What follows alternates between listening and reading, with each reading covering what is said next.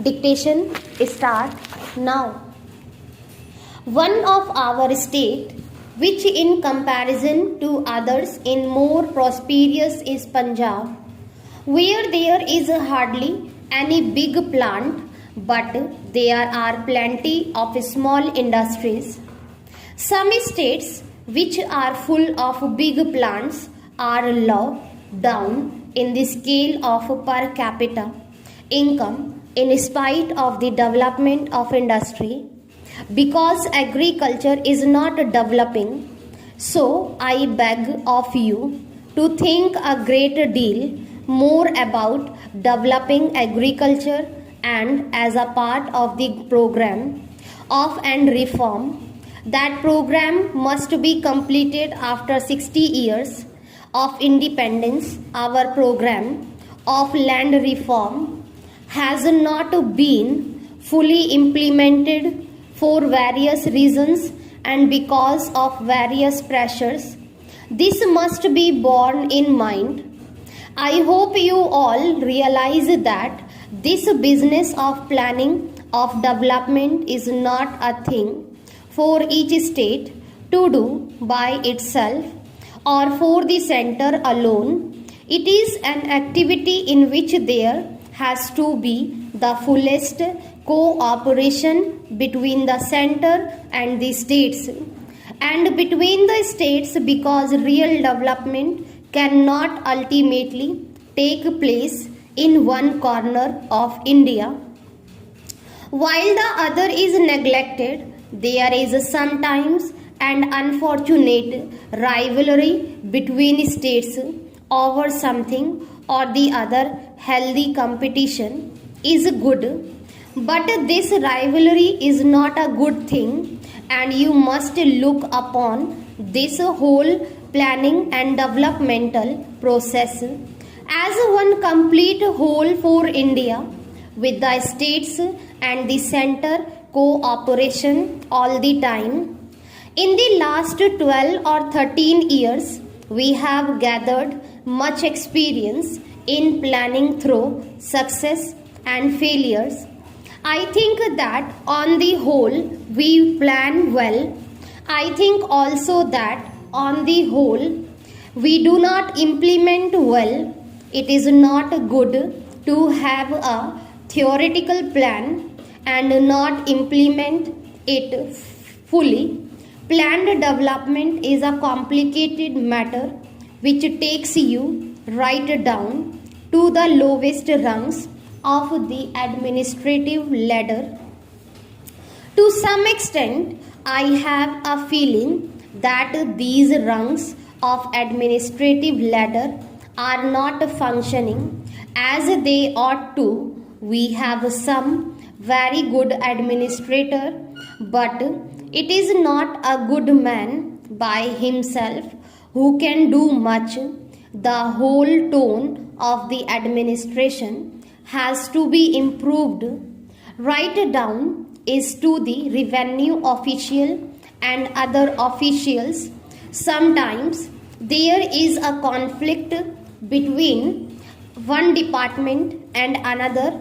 Therefore, each state has to tone up its administration, and ministers have to give little more time to administrative work.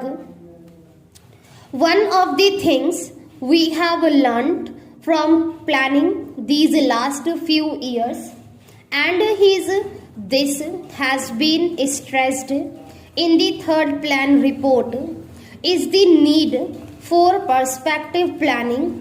You cannot play for a year or even for 5 years. You have to think 20 years ahead and work up to those objectives. What happens is that we plan for 5 years as if we are going to start a new scheme of things at the beginning of every plan. There is no such thing. Planning is a continuous process.